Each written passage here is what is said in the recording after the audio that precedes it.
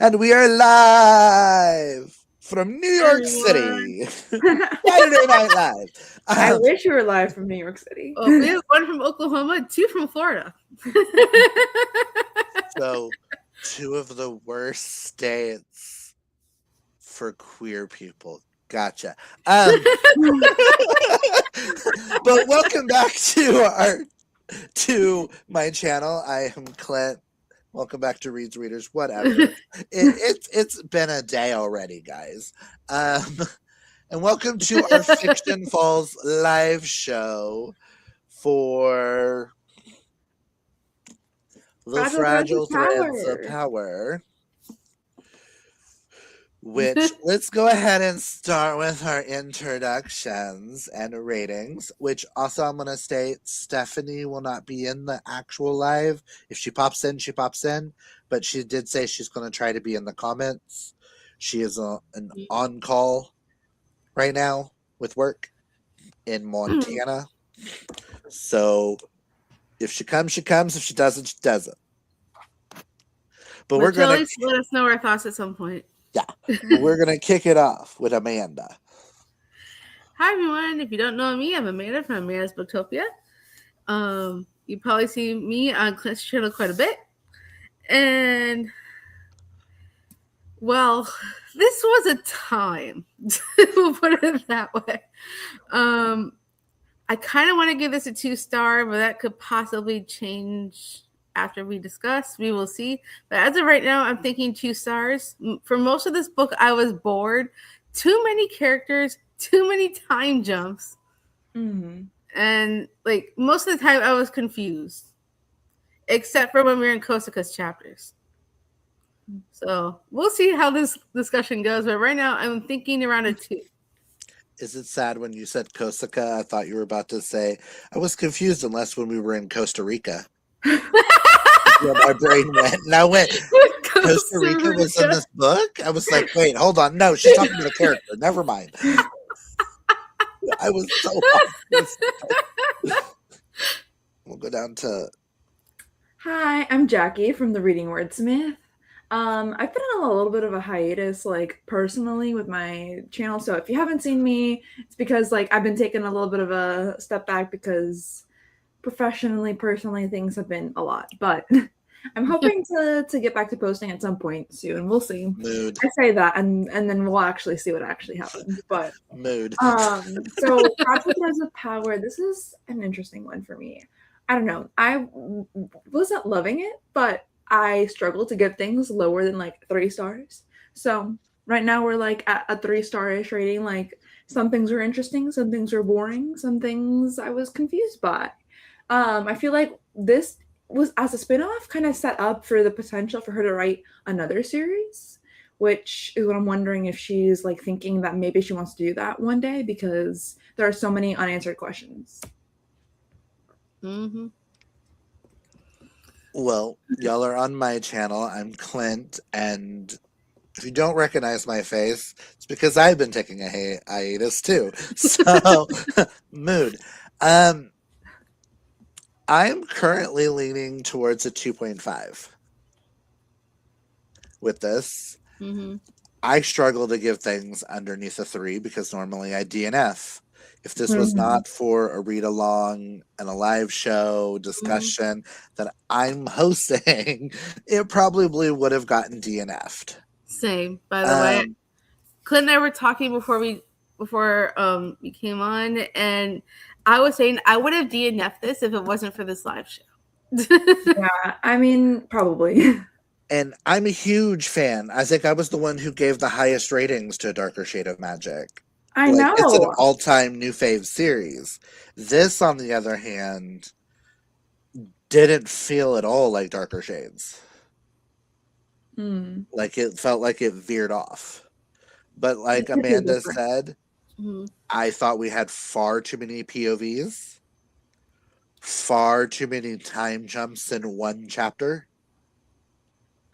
Like, if you're going to do a time jump, make it make sense. And not just be like, oh, 1 minute we're over here walking. 7 years ago. 3 months ago, present. 5 years ago, present. 6 years ago. All in the same chapter. And I'm like, wait, hold on. Too much. What? I think it made the book very jarring. I agree. Like, it was just all over the place with that. And normally I can do just an audiobook, even if it's a fantasy, like, especially now that I've known majority of the characters in the world because of Darker Shade. I kept having to pause the audiobook, pick this back up to the point where yesterday I just turned off the audio, and I was just, every time I moved a chapter, I would just move my audiobook just in case I needed it later on. Because it would take me a good 5-6 minutes to figure out whose point of view are we in. They kept saying she a lot, and I was like, which of the she's are we? Are we Kosaka? Oh my gosh. Are we Tess? Are we Lila? Are we Nadia? Are we Bex? Are we Mira? Who are we? Even though the audiobook was a full cast audio. Was it? I couldn't tell the women apart. The only one I could tell apart was Lila's. Because Lila had like such a distinct voice. Compared to the other girls, it felt like the same audiobook narrator was doing all the other women. Even though I found out it was multiple different people. Yeah. Like, to be honest, I prefer the original series to this by far. So at least that made sense. And I get this is a setup. Mm-hmm. I get it. Because this is going to be a 3-book series. Oh. It just hasn't been announced, like, the next 2 books yet. Like, there's no, like, covers, titles, dates, nothing. It's listed on Goodreads as, like, a 3-book series. They just don't have, like, any information on them yet. Oh, I didn't know that. And I didn't know that until Drew told me that it was going to be a series. And it ends with just, it ends with end of book 1. So I was like, cool, series, whatever. I may give book 2 a chance because I feel like this set up for a lot. And if it goes the way I'm hoping it goes, then I might enjoy book 2. But I will do book 2 on my own. Yeah. So if I DNF the series, I DNF the series.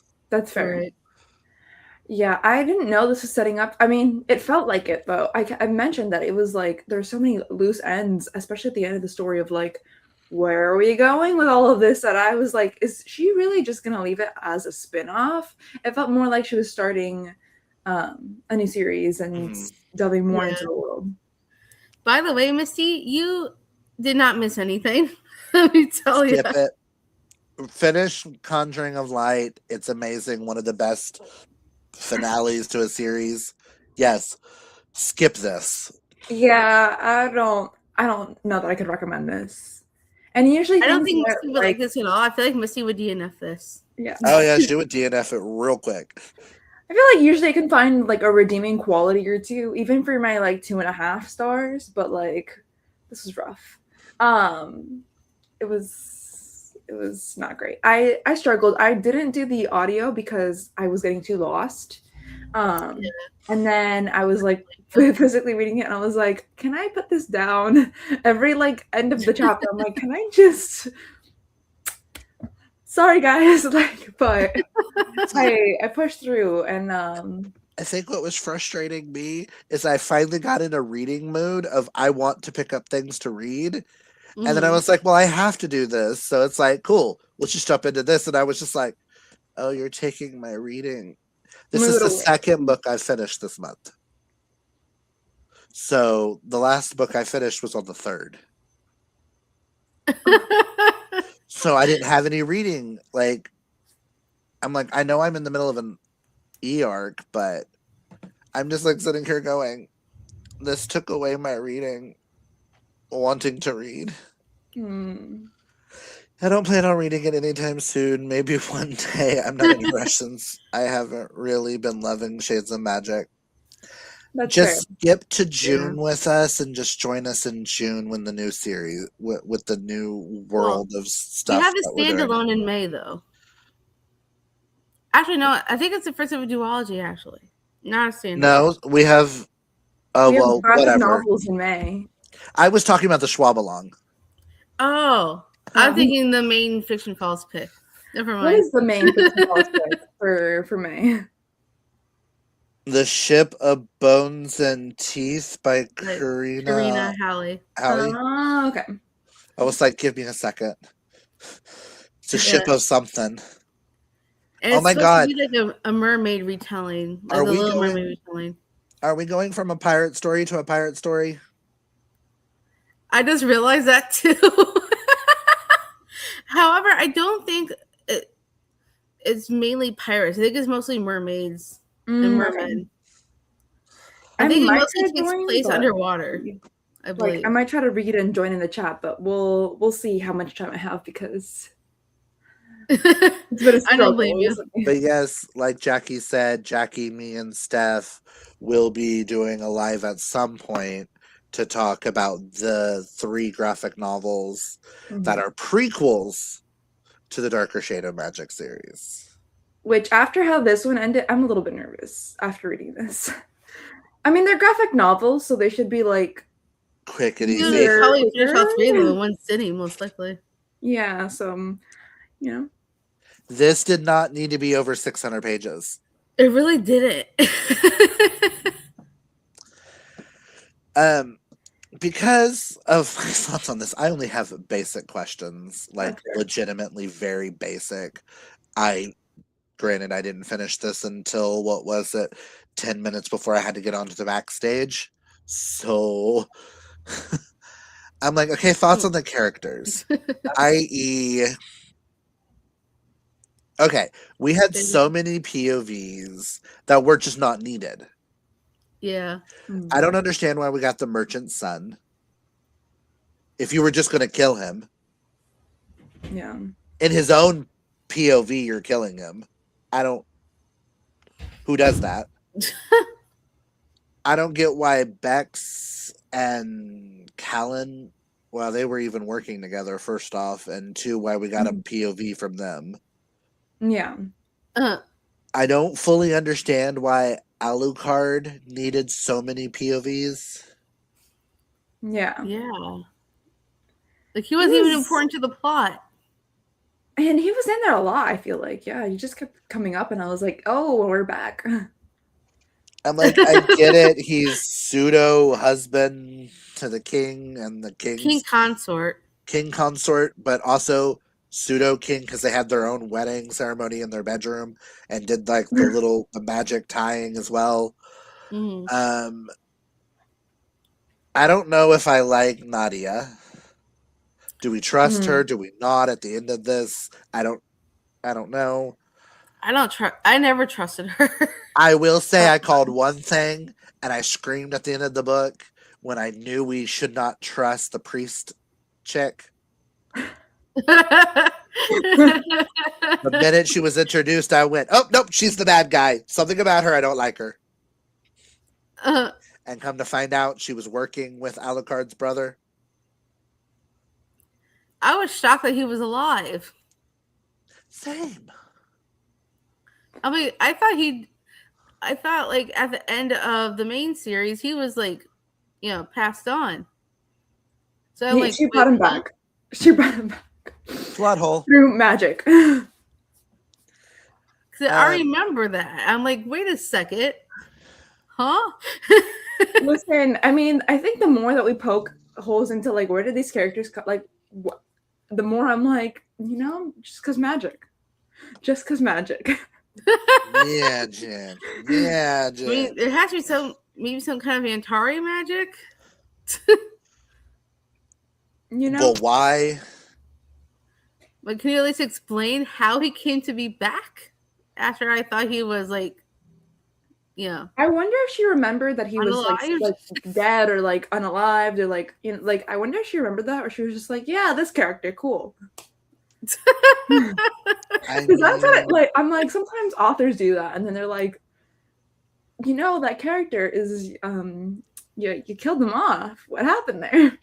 Like, how did he come back all of a sudden? Also, like, where has he been? Like, huh? speaking of dead people coming back, I was so confused in Kosaka's point of view every time Holland would enter the room.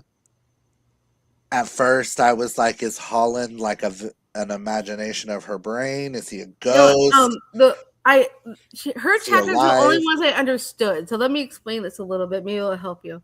So Okay. he was actually in her mind. She had to travel in her mind to get to that other plane of existence where Holland was in, because Holland wasn't alive to actually be there in person. So she has this thing in her mind. She's able to travel to dimensions inside her mind. Okay, that didn't make any sense on page, but okay. I just, 1 minute he's there, 1 minute he's not, next minute he's there, and I'm like, yeah. So she was able to talk to him in her dead. mind. Like, he dead. Interesting. And that's why she was getting all this information from him, because that was the only way she could, contact him or talk to him, was through that portal in her mind. Because there's no way he could have gotten, come back physically. There's no way. Like, Well, yeah, he dead. He like, magic. Like, her chapters, the only ones I understood.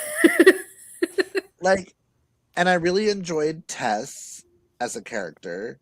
Mm-hmm. Granted, when we had an entire section that was her backstory, I was bored. Yeah, it felt a little info dumpy. I agree. I went, so this is why you're running away? Because your family can't know that you can do thread magic? Okay. I didn't even realize it was thread magic at first. I didn't understand.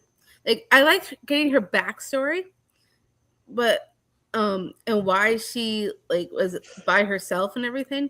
But I didn't really understand what her magic was until the very end. That's fair. Yeah. Because it wasn't even brought up. Mm-hmm. Yeah, just gotta go because of my magic. Well, no, every time it mentioned her using magic, she was pulling threads. And I'm a huge Tamora Pierce fan. And I'm also a huge Deborah Harkness fan. So when it came to the threads, I instantly went to two separate characters. I went to Diana in A Discovery of Magic. And I went to A Discovery of Witches.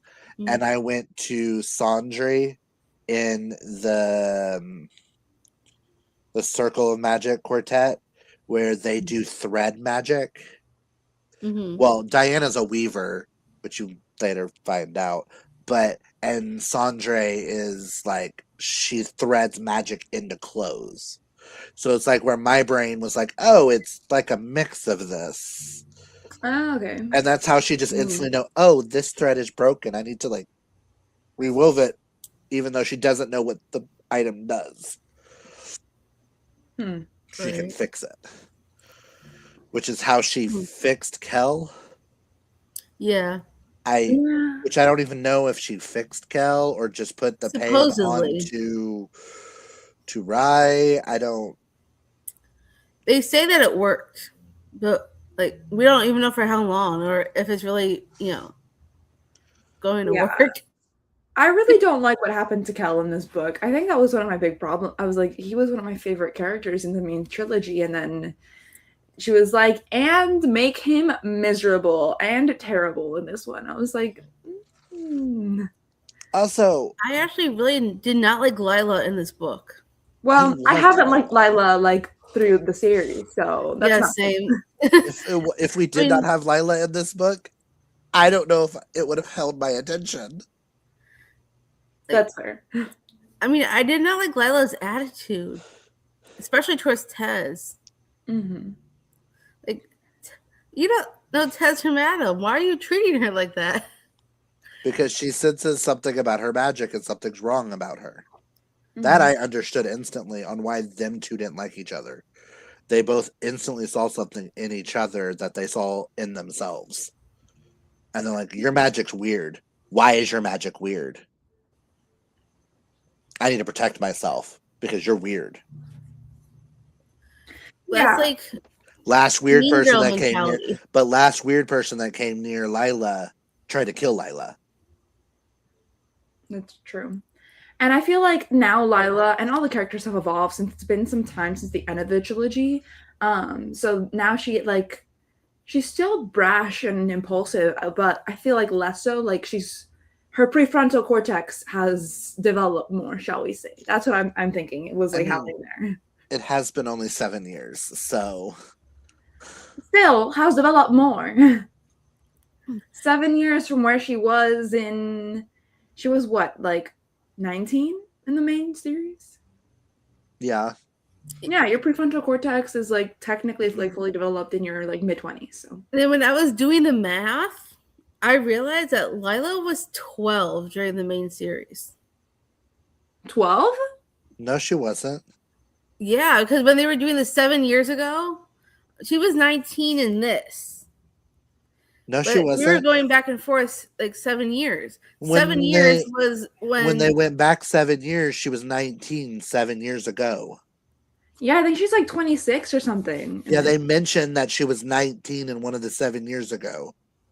I thought she was 19 in the now. No, in the past. How would she have been a 12-year-old child in the main trilogy? I'm sorry. If she would have been 12 in the main trilogy and there was that romantic scene between the two of them, that is disgusting. We would have pointed that shit out a long time ago. I mean, that's really what I thought. And then when I was the whole time, because I'm like, ew, why did they kiss? Ew. No, she was 19 I think she was 19 in the original trilogy. So I swear I thought they said she was 19 in the now chapter. No. This is why there's too many time jumps. Because I got so confused.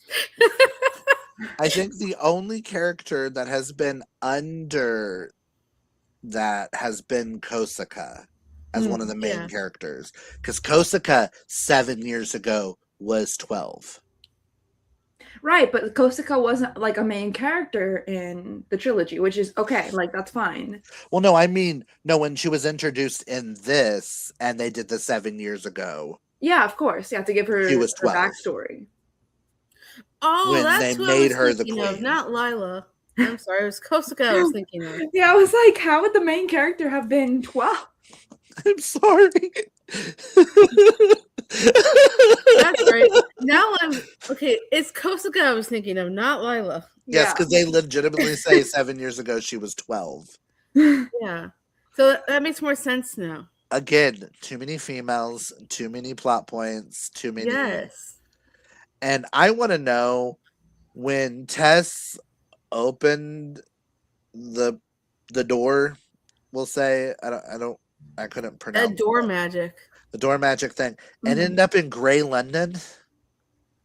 Like, I thought Antari are supposed to like put their hand on a wall and say the magic words. They said the door would not open up to other Londons, that it would only open a door from one place to the other in this London. So how, when Tess opened the door after fixing it, she ended up in Grey London with Ned? Because magic. My answer to all the plot holes is because magic. I mean, at this point, I'm like, she is an Antari. Yeah. I mean, Tess is not an Antari. I thought she was an Antari. No, she's the only one that hasn't been labeled an Antari yet. She does the thread magic. But I thought she was an Antari on top of the thread magic. No, Kosaka is an Antari. Oh. Which is why she's queen. Mm-hmm. Which is why part of her kingdom thinks that she needs to die, because the only way an Antari can save their land is through sacrifice. Because Tess was going through the doors, which is why I thought she was Antari. No, she went through the door that she fixed out of that box thing, the Periculus thing that was stolen off the unstealable ship. Yeah, that was kind of weird. Like, how does somebody steal off a ship that's it's impossible to steal from? And what happened to these wards, supposedly, that they had? And the one how who did survives, she just break through them? And the one who survives is the merchant's son, whose only magic ability is to tell when people are lying. That he would be dead. What? Yeah, that didn't make any sense. He would not have made it. I'm sorry. If this was like real life, like mm-mm. I think they described it as the reason why he survived is because of his love of books and how he read a lot of pirate books, so he knew how to survive. I'm like, cool. So does that mean all of us bookworms would survive? I don't see that happening. Right. I guess just trying to do that to be like an ode to like my readers and like, look, if you've read all my books, like look how you would do in the world, you know, trying to fulfill that like dream of like, okay, if we were to enter this world, like, oh, we would actually be able to do cool things. And I don't know. I think it was just like a small ode. Yeah. Okay, do we have any scenes that stood out to us as good or bad? I kind of like the scenes where Kosuke was talking to what's his name? Holland? Holland? Yeah, Holland. I keep wanting to say Hudson for some reason. No, that's the gay hockey player. Yep. That's the actor who plays the gay hockey player. Different person. Well, I think those were some of my favorite scenes was when she was talking to him to get advice and like how to deal with things. I really like that. I like the like her having to like go through like and get to him and like that kind of exploration. Also like just anything where we learned more about the world. Like I did like that Lila was like, okay, there is more beyond just these four Londons. Like there's more to the world. So I liked some of those scenes, even if I didn't like all of the actions or all the things she was doing, you know. Like the frozen land where like there was a market on like the water. Yeah, that was cool. Nice. Like it was cool to learn more things about the world. Yeah, like beyond all the three Londons. Yeah, because we've seen the Londons before and they're cool, but it's nice to know that there's more to it. Mm-hmm. Yeah. Which I was waiting for them to call it Iceland. Which I'm hoping with like the graphic novels we get to see a little bit more because he's off on war with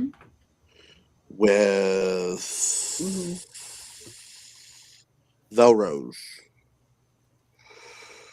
Or he's in the city of Velrose. I don't know. I didn't really have a lot of scenes per se stand out because I was like confused like a good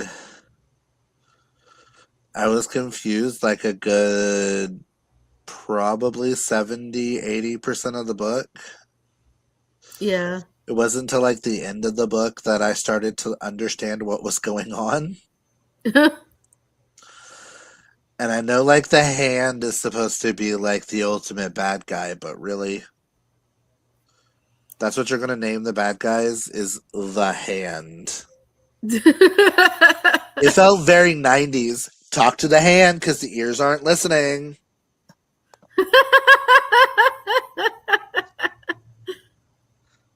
That's funny. But I'm like, the only other scene that really stands out to me was one of the flashbacks, and it was Alucard and Nadia talking. Where Nadia was like, I can't love him the way that you love him.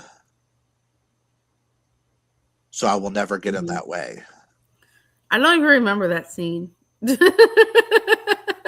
It was in one of Alucard's flashbacks of the wedding where, oh, you're my heart, so drink more every time they did one of their things. Poor Alucard. Which, in his defense, watching the person you love marry someone else because you're legally not allowed to marry them. Yeah, and I also liked Alucard, however you pronounce his name, his brother, the one that supposedly comes back to life, ends up behind bars. Mm-hmm. I like that moment when I think it was Tez that was facing him. I think it was her, and then or was it Lila? I can't remember. No, it was the priest. It was the priest at the end where they killed him. Mm. Oh yeah, the one that killed him. That's right. That would be the priest. Because he's like, if you leave me here, I will tell them everything. And she's like, okay, Yeah. you forget. I have magic too. Just put her hand out, and stone went through his neck. That's I crazy. loved that whole part. scene was crazy.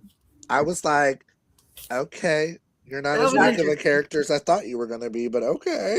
I was waiting for something violent to happen, and that was like my favorite part. I was like, this is Overall. intriguing. I think that's what makes me kind of intrigued for book 2 a little bit. I was like, oh, you're a little bit more powerful than we thought you were. Yeah, and the whole thing with Nadia and Tez, like when she like let her go from like because they had her locked up, and then Nadia just like let her go so she could use her as bait. Like that was kind of interesting. It was, but it also makes me not trust Nadia. Yeah, Something's off with Nadia. She was a very suspicious like character. I think she could be the lead of the hand because she's queen currently. So it just makes sense in my head. Or they stated that somebody really close to her too, which we True. didn't get a lot of her POV. She could be like blackmailed or manipulated behind the scenes. What if the housemaid that is taking care of Rin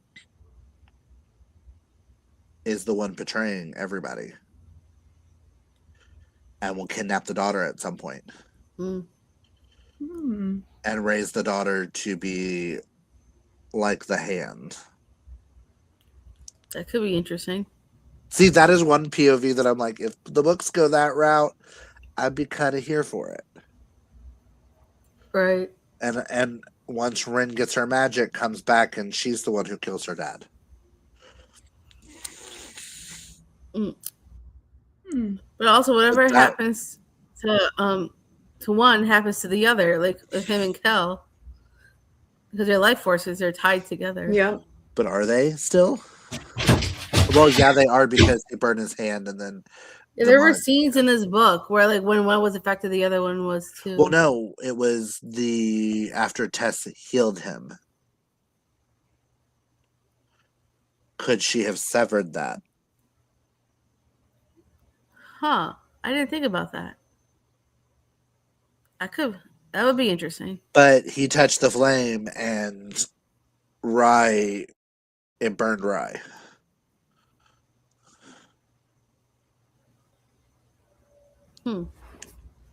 That could be interesting. Okay, so did anything in this book shock you?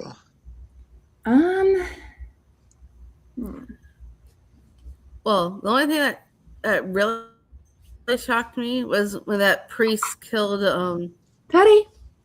Unalived. That was legitimately the only shocking. Yeah.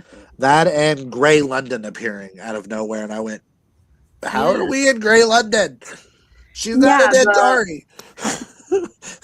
I think anytime the magic just didn't make sense like that, like freaking the guy coming back from the dead. I'm like, wait, were you dead? Were you not? It was more confusing than shocking, but I guess that I would consider that like shocking. I was confused.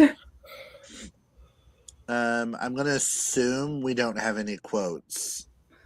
No, as we all had a hard. I don't highlight it. And I'm pretty sure we've already discussed thoughts on the writing style. Yeah, too much back and forth. If it didn't have so many time jumps. Yeah. And also not too many like character point of views. Like you like a select couple, like if you have to do a few, at least make it if you have like I would say maybe 4, if not less. I wouldn't do more than 4 because that just makes it really hard to keep up with. Like I can understand if it's like the last book in a 7-book series and we're finally at that point where all the characters are together and you need those a few extra points of view to see it from a different angle. Yeah. i.e.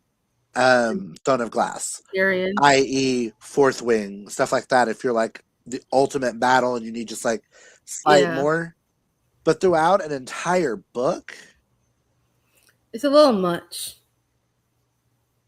she could have cut like 200, 300 pages of this Yeah. and not change anything in the book. Yeah, because there were scenes that probably ones I don't even remember that could easily be cut out. That it didn't even matter to the plot whatsoever.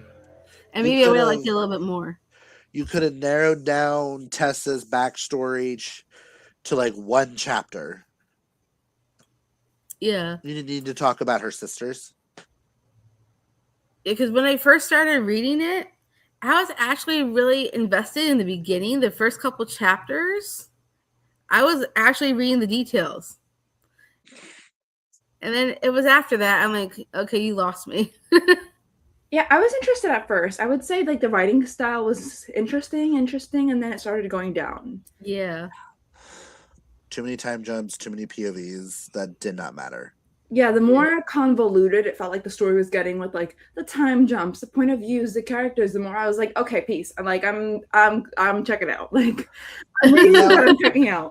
If she can narrow down the POVs in book 2 down to maybe just the important characters, which would be Tess, Lila, Kosaka, maybe Alucard if he's an important character for the rest of the story, maybe Nadia, and then maybe give us the priest. Yeah. Now that we know the priest is working with the hand.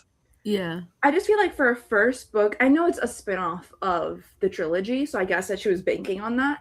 But for a first book of a spin-off of a new like series, she did way too many. Because imagine people are picking this book up, they haven't read A Darker Shade of Magic or any of those books. Like they would be like, "And putting this down. What is this book? This is way too much. Too much magic, too many characters. I'm so confused." I mean, we read the trilogy and we're confused. So like, I don't really understand who the like target. The target was the people who had read the trilogy, but I think she had too many ideas. And didn't streamline them. Yeah. And she put all of them in the blender instead of, oh, I have these 30 ideas.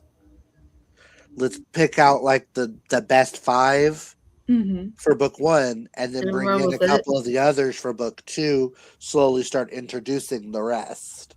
Yeah. No, let's throw in all the ideas into book 1 instead of spreading them out. I feel like it was in desperate need of decent, like, good cutting out of things, editing. Like our editor should have been like, streamline this, tighten the plot up, because again, take out 200 to 300 pages and you wouldn't change the story. Yeah. Yeah, I think her writing was very long-winded. Yeah, that's basically what I was thinking. Very long-winded when she should have made it like more succinct, more like there were things in there that it's like, okay, time to. This is a critique I often have for like Gabaldon books for the Outlander series. It's like, okay, because you're like this well-known popular author doesn't mean that you shouldn't like also still like thoroughly edit your books, and like there's still like excess pages and things here that nobody like. It's okay, you can introduce that in another book, you don't need that in here, or just like scrap it all together. But I feel like that happens a lot with authors when they get like really popular. It's like sometimes the editors are like, yeah, your book will just sell because your name is what will sell it. See, and I was actually excited for this because we've read Bare Bones, which came out after this. So I was excited to see, oh, this is going to be a really good spinoff. Yeah. Knowing her writing abilities that are of today. That's fair. Because this isn't that far back. This is only like 2019, 20, right?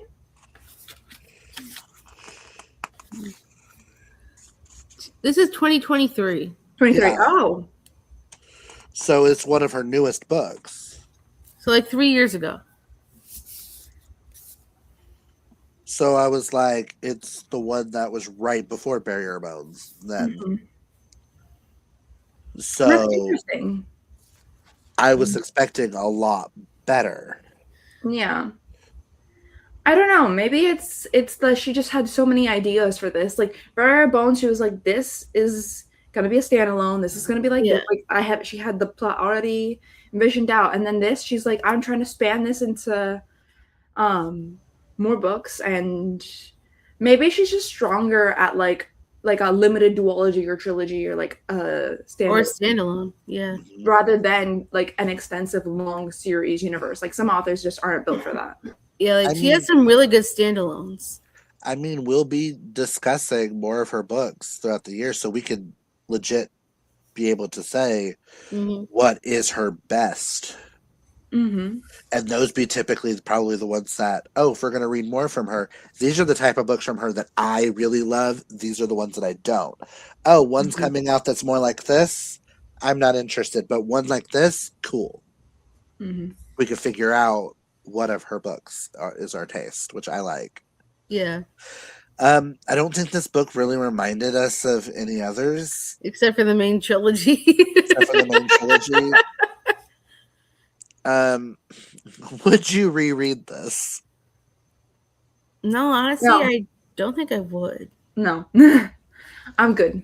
I might if I'm in a different headspace. I'll and read I'm a summary preparing- if I try to read book 2. That's where my brain is like, I mean, this is an obvious, seeing as we're doing her entire backlist. Would you Yeah. read another book by this author? Yes. I mean, I'm disappointed. and this one? Yeah, like I didn't like it wasn't an all-time favorite, the Darker Shade of Magic series, but like I still gave them like around 3.5, 4 stars the whole series. Like Mhm. Well, see, I'm hoping for you, Vicious will be your series, because a lot of people say you're either team Darker Shade or you're team villains. mm, So it's like one of them is going to be your like ultimate favorite of hers. I feel like her Darker Shade of Magic had a lot of promise. Like for me, it felt like her writing had a lot of promise in it. That was the big thing that was like, I want to keep reading more of her books because I feel like there could be a Schwab for me, even if it isn't this series, right? Right. Yeah. Whereas with this one, I was just like, cool, why am I back here doing this again? Or watch her duology that we're starting in June. I'm actually really interested in the duology. I think that could Mhm. do it for me. Like possibly. We'll see. We'll see. I say that now. Watch it be the Which most duology are hated we doing in thing. June and July again? That's the Our Dark Song. Monsters of Verity. Oh yeah, this Savage Song or something like that. Yeah. Yeah, the Okay. Savage Song and our Our Dark Duet. Savage Song. I think Our Savage Song I and have the audio to the first one. Dark Duet. I'm excited to try that one because I've heard really good things about that duology. Same. And it sounds like I don't know, I've been in the mood for something like darker, grittier, like I don't know, more not that this wasn't dark, but just something that will like gut punch me more. So hopefully that'll deliver. In YA, they typically have a little bit more of a gut punch. Yeah. Mhm. I love her YA books. All the ones that, like, for example, Gallant was a 5-star for me, so I'm excited to get back to Gallant again. Gallant was a 4-star. I cannot wait to reread it to see if I can actually understand what I read the first time. Because no, it's one of those that it's like it's like a complicated idea done in a beautiful way. Mm-hmm. I even told myself when I read it the first time that if I reread it, it might get a higher rating. That's fair. Because it's one of those that I'm like, now that I've seen the full picture. Yeah, you need to like explore it and sit and stew with it again. Yes. And I love when books are like that. Because it makes me excited to reread. Yep. I mean, that's why I know Outlander's not for everyone. I know. But that's why I like it, because every time I get something new out of it. I like books or series that like you can revisit it and you're like, oh, I didn't see this before. And I see this now. And this is so expertly done that there's so many different ways of viewing this and like themes, and you understand the characters differently. Yeah, like Ray acts the same exact way when it comes to Dungeon Crawler Carl. Because every time he does another reread of one of the books, he's like, it's something new that he forgot, he didn't realize before. So like, Mhm. it's always fun to like, you know, find that. Would you recommend this book to No. others? No. Skip. Not for, if you're gonna try this world, read the original series. If Yeah. you are a die-hard V.E. Schwab, go ahead. Yeah, if you're a completionist, I would say. Completionist, Yeah. go ahead. That's a good word. Any lingering questions or thoughts on the book? Oh, many, but I don't know. Well, there was one thing. I was telling Cliff I was going to wait for the last show to talk about, but Yeah. I kind of wanted to see Osarin come back. Oh, yeah. It felt like the way they ended the original trilogy, I felt like his demise was more anticlimactic in a way. Like, it just felt too easy. Mm-hmm. I was kind of hoping he would show up back again in this. Maybe he'll be back later. More havoc. Who knows? I mean, for all we know, he's the reason for all the plot twists. Who knows? He may have never technically left Black London. Or plot holes, I meant. Yeah. He might not have ever truly left Black London. No, that's true. And only like a piece of him left. Yeah. That's what I was hoping he would be back and like causing more chaos and be like if there was plot, like with the plot holes that we discovered, like maybe he's behind the plot holes. For all we know. And my thing is now that we're talking about the Black London thing, are the cracks that are appearing in White London, are they from the Black London side or are they from the Red London side? They never specified. Yeah, that's why I was wondering. Maybe it's Osarin. Like maybe he's not completely gone yet. Because the crack appeared right after Tess opened the door. That's true. And went to Grey London. Mm-hmm. The next thing we know when we're with Kosaka next is when they're noticing the crack. And it's about the same timeline. That makes me wonder where I don't know. Like the lingering questions and the plot holes kind of make me want to pick up the next book whenever she publishes it that ever comes out. Right? If that ever happens, that makes me kind of want to just to see like, does she have answers for these? Is this like her setting up, or is this just truly like a plot hole? I hate to say it, but this book kind of has middle book syndrome. Yeah. Yeah. Even though it's not really a middle book.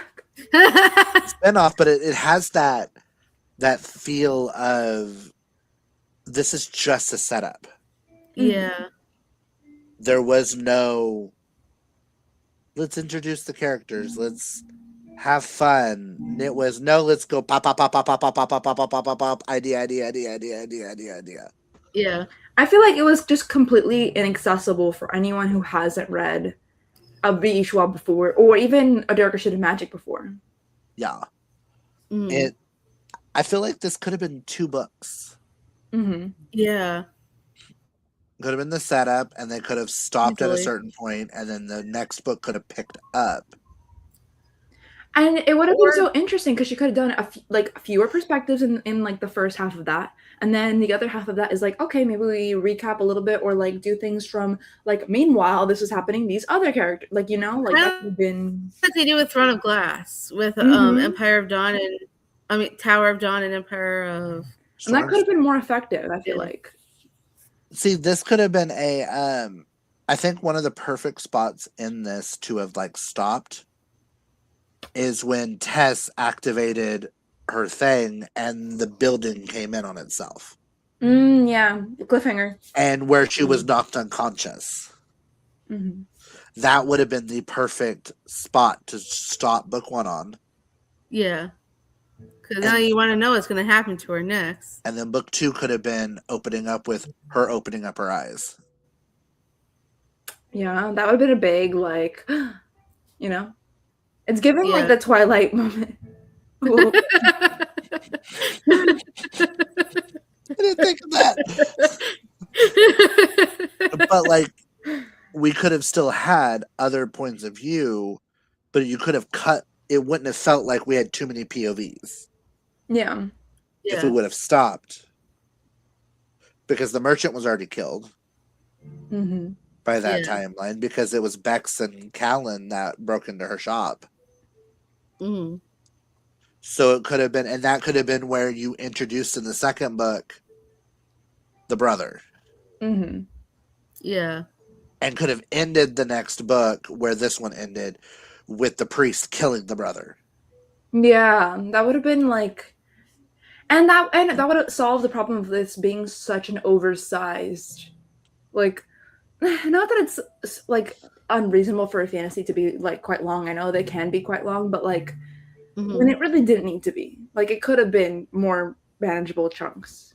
I was like, we Yeah. understood why Conjuring of Light and stuff were long Mm-hmm. because the story progressed and the books got longer. Yeah. Yeah. And it felt like she was like, oh, this is a spinoff. It has to stay this length. Yeah. Instead of going back to book one's length and building up, Mm-hmm. which I think made Darker Shade of Magic even better. Because that's like Yeah. what Throne of Glass did. That's what Harry Potter did. That's Mm-hmm. what a lot of successful series, they start off with one size. And as the story progresses and you dive more into it, they get bigger. Yeah. And I feel like that also like eases readers in, especially if they haven't read a lot of that genre, they haven't read a lot, like period. It's like, okay, this book is Yeah. like manageable, and then the next book's a little bit longer, but I'm already invested in these characters and this plot and what's going on, you know? So it like Yeah. keeps readers hooked, and you're still able to tell the story effectively and thoroughly, but like you know, you aren't just like, here's a 900-page book of characters you've never met before. Like, okay, pass, you know? Yeah. But like I said, it just felt like she was like, oh, I have to stay at that kind of size. Mm-hmm. Right. So that's why she was like, let me throw in extra stuff and extra points of view so I can get a certain page count. Yeah, it was like, let me add filler to like fill space, page space, word count. Like an entire section on Tessa's backstory. That's a prequel novella. Yeah. That's a prequel novella. Okay. My favorite question to always ask is, was anybody a hoe? That's because of our friend Shay, who Shay let me know that there are a lot of hoes in this book. But her main hoe that she has an issue with is the author. I think that's funny. She was like, it's the first time I can honestly say the hoe was the author. I mean, which I think Jackie forgot what that means. And to be a hoe, it's the person you want to punch the most in the book. Yeah, no, I know. Oh. No, I know. It's the. I mean, I'm just saying she was really testing me on one this one. I do have to agree. I kind of agree with Shay's assessment though. Same. There's a lot of hoes in here that needed their ass kicked, but I think the author needed her editing kicked. Yeah. Oh, okay, picking someone that's not in the book. Who's the editor of the book? Go open the book page. Oh my god. I'm trying to think. I mean, I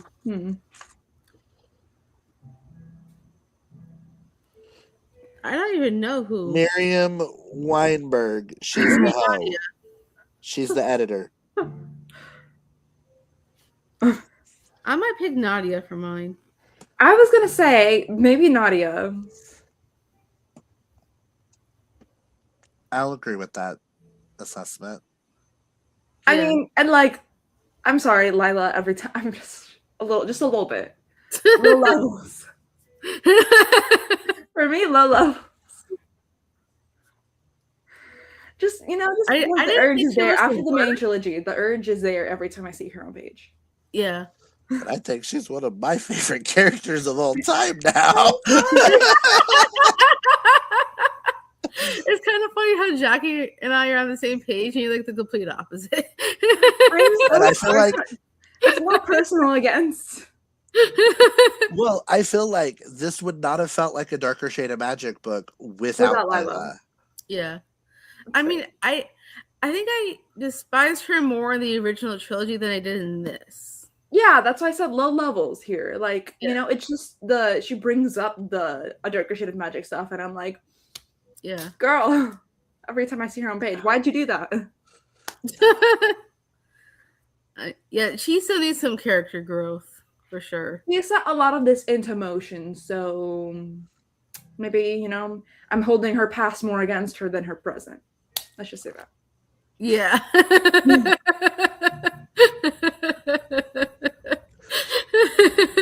And Clint's like, but she's my favorite. I love it. But I love the fact that y'all are dogging on her too, and I just like I love it. Like the different points of view of how you can get a character out of a book. Yeah. Yeah, like reading is so subjective. Listen, I don't think she's a poorly constructed character. I just think she's a character like she and I just don't. Yeah, don't don't vibe. mesh.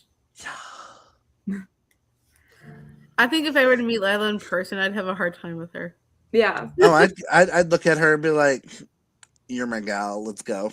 I can see you doing that. She's gonna be the gal that I would be like, "Okay, anytime I'm in a fight, I'm gonna send her in first. Let's go." Call her up. That's actually a good question. Who would be a character from the book you would most like to meet? I know Clint would pick Lila. I don't know. I might. Can I meet the king and Alucard and join in? Kosaka is interesting, although I don't know that Yeah. I'd actually like to meet her in real life. Like I say that, like, ooh, in theory, like would be interesting, but also I'd look at her and be like, Because she reminds me a little bit of the twins that used to rule White London. yeah, that's what I'm saying. She's interesting as a character, like layered like Yeah. that, but also no, I would probably run for the hills. Yeah, I don't think I want to meet her in person, but I do think her character is interesting. However, a character I would like to meet in person, maybe Alucard, however you pronounce his name. Yeah. Alucard Yeah, I never know how to pronounce or his Luca. Red calls him Luca. Yeah, Luca. because he just seems so nice and so caring. Like he's there for everybody, like no matter what. Like if someone's hurt, he'll go help save them. I don't know. I might want to meet the woman who owns that one ship with all the items. Mm. Oh, I know who you're talking about. The Just one like that have starts like with a an cup M. of have a cup of tea with her and hear She about was- her she's an stories. interesting character. I wonder Bless you. if she's gonna have more of a role in the series because of everything that happened on the ship. Yeah. Which, if in book 2 we get more of her because of Tess, Yeah. I think that would be interesting. That I think Tess finally found like a perfect place for her. Yeah, like she ends up like on her ship to help. So I think that could be like an interesting dynamic between the two of them. This And then- kind of brings up a sorry. Go ahead. Go ahead. Oh, I was just gonna say, you mentioned like how Kosaka is kind of similar to like the White London twins. And that kind of brings up like a question for me, like, did you see anyone that like obviously besides like Cal, Lila, like characters that were in the original series, but did you see anyone that was like, oh, like this kind of felt reminiscent of this character's arc or something like that in this book, like compared to the main trilogy? Or like what could be setting up for something similar? See, to me, Tess and Lila have a lot in common, Yeah. personality-wise. Probably why they clashed. Yeah, they're too similar. Even though like Clint and I are very similar in a lot of ways, but we're also very different in other ways. Yeah, I mean, I feel like you can have shared similarities, but if you're like almost identical personality wise, like there's just too much similar there that cause friction. You either become best of friends or mortal enemies. Yeah. There's like no in between. Yeah. I don't know why I did that for like in between. That was a weird. Y'all got what I meant. I mean, we were all on the same page today with wearing black shirts. So. Oh my god, I didn't even realize that. Woo! I wore my Coldplay shirt because it was like the first time I found that I was like, cool, this will work. I pulled a shirt out of the closet. Yeah, pretty much. I noticed it right away as soon as Jackie came on. I'm like, hey, we're all wearing black today. I didn't notice that until you pointed it out. Same. Did anybody's final ratings change? I 2.5. feel like 2.5. Maybe 2. yeah, I think I'm gonna do the same. I think I'm with Jackie on this one. I think I'm doing a 2.5. I feel like 2 is kind of mean, so 2.5. I'm gonna go to 2.5. Oh my god, it's a first. We all have the exact same rating. Maybe I wonder what Stephanie's rating is going to be. That'll be interesting. I want to know her thoughts, like what she ended up thinking of. Yeah, the spin-off as a whole. Because I know, did she not really care for Darker Shade? Like, it was enjoyable to read, but it wasn't like a new fave. Yeah, I think that's kind of what I think I'm the only one that was like, new favorite series. Yes. Well, not all-time favorite series, but it's like on the list of fave series. Mm-hmm. It will never be Green Creek. I'm sorry. I mean, that's fair. You can't beat my gay werewolves. Sorry. And your House on the Cerulean Sea. Oh, that book is so good. I know it has a sequel, but I like to think House of Cerulean Sea is more of a standalone. I want to read the sequel, but I'm nervous. And Under the Whispering Door, I prefer that over House of Cerulean Sea. I loved Under the Whispering Door. I need to read these books. I need to read more of T.J. Klune. I need to read more T.J. Klune too, but I've read a lot of T.J. Klune. Yeah, I've only read House in the Cerulean Sea so far. That was like my intro to Klune. Well, I can send you down a weird rabbit hole if you want. You want fucked up Shrek erotica? I can send you down that route. On too. that note, maybe we should end the live part of this. Well, I will let Amanda talk about. You've got more details about next month than I do. Yes. So in May, we will be reading A Ship of Bones and Teeth by Karina Halley. Our guest hosts are going to be Katie from Katie Reads and Paige from Paige's Open Book. So I'm excited to have them. They're both really nice people. I've been watching their channels for a while.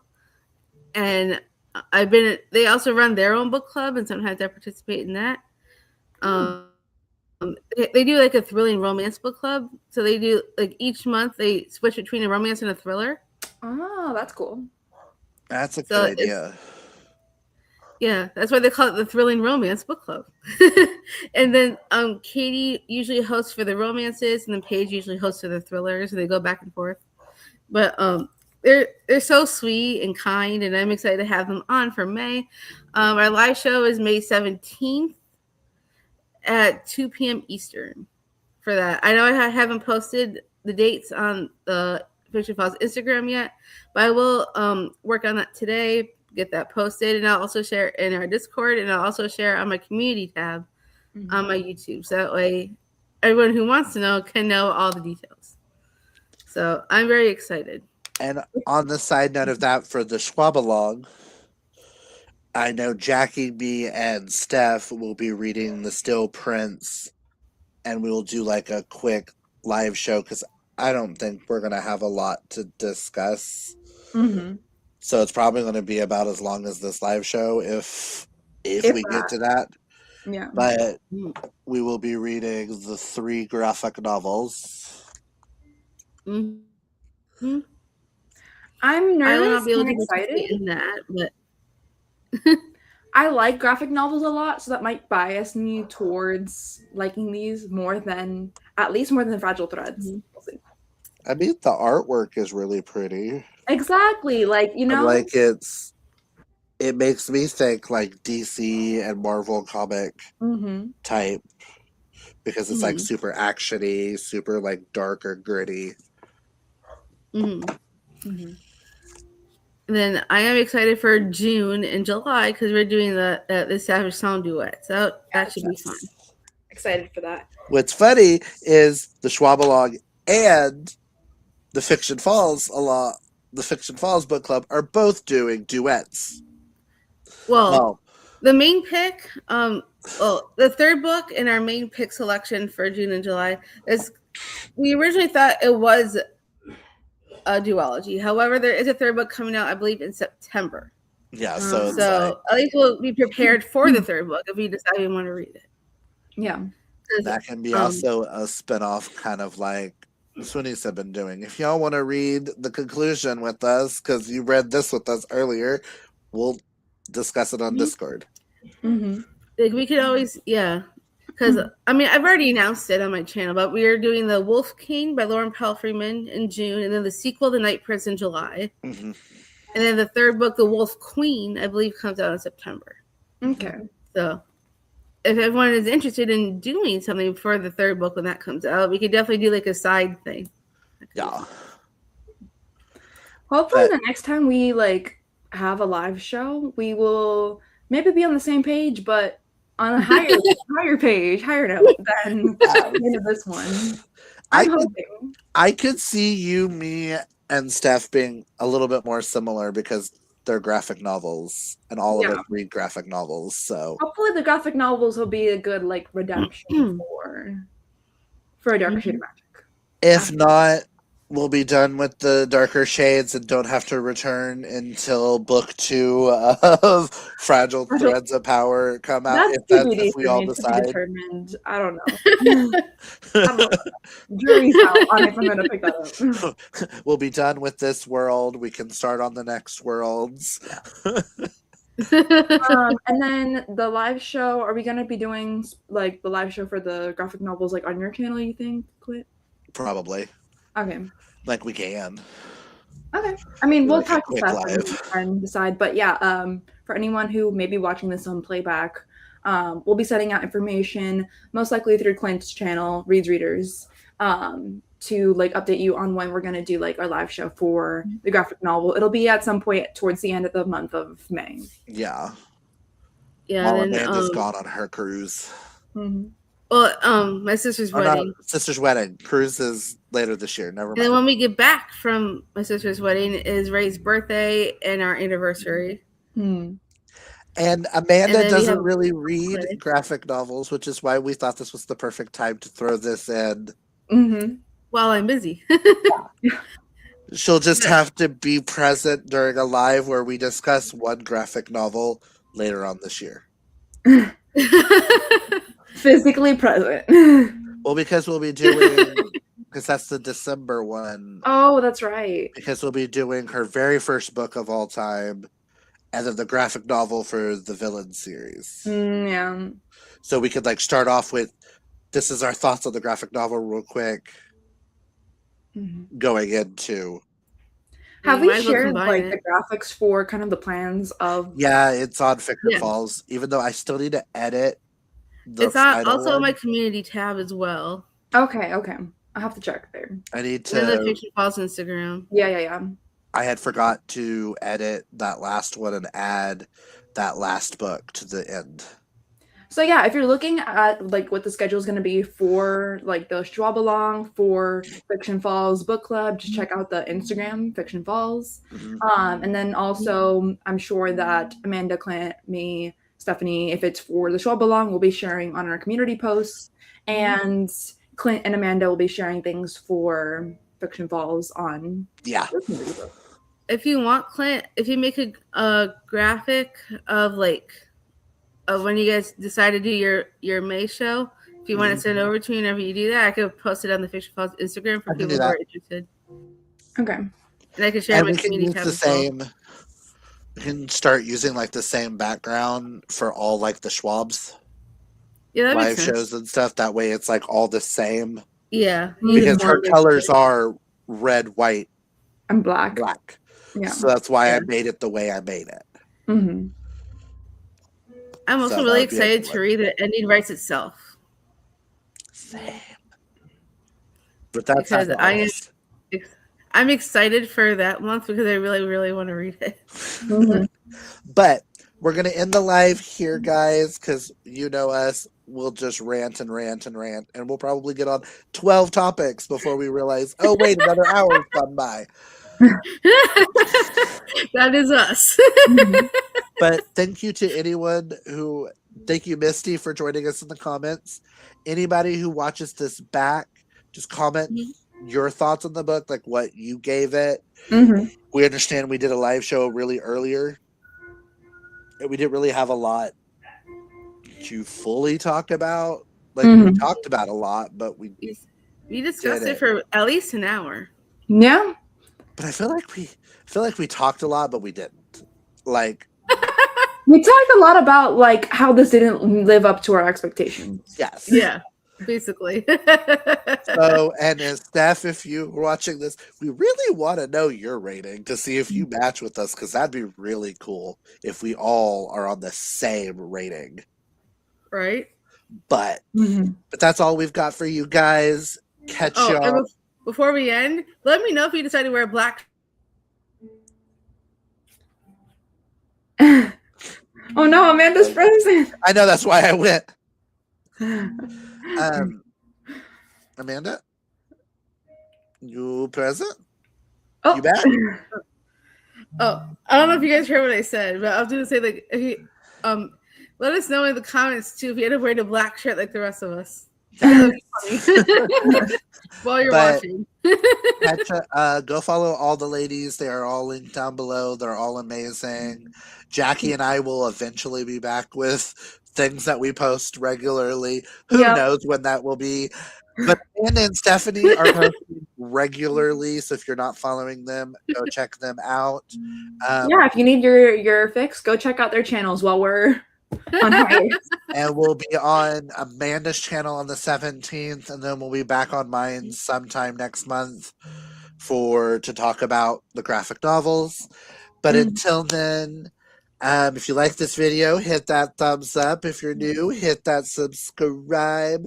And until next time, embrace your inner rainbow. Take care of your mental health. Hydrate or mummify.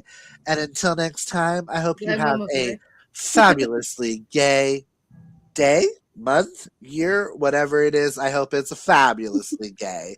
And until next time, oh boy, and in the broadcast. Broadcast.